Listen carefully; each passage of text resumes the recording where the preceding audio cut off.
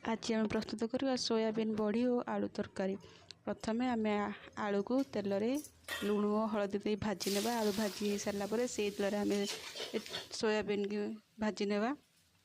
भाजी सारापर आम से बाहर करनेबा। से आम तेल देबा, अल्प जीरा देबा। जीरा गरम हो सारापर आम दुईटा कटा पियाज को देबा। पियाज सीझा पर छाड़ा। चलते मसला प्रस्तुत करवा। ये मुझे दुईटा शुखला लंका, अल्प अदा, गोटे रसुण और छोट पियाज को काटी नहीं। ये मुझे गोटे टमाटो देती। पियाज सीझीला टमाटो को दी आम लुण, हलदी गुंड, लंका गुंड दे भल भाव में कषा।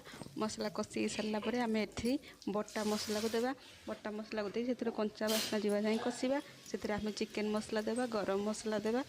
दे भल भाव में कषा और भाजिकी रखि आलू को पकेबा। आलू कषि सारापर आम सोयाबीन बड़ी की पकेबा एवं पानी देवा। पानी दे घोड़े देवा। एबे आमर प्रस्तुत हो जाए सोयाबीन बड़ी आलू झोल।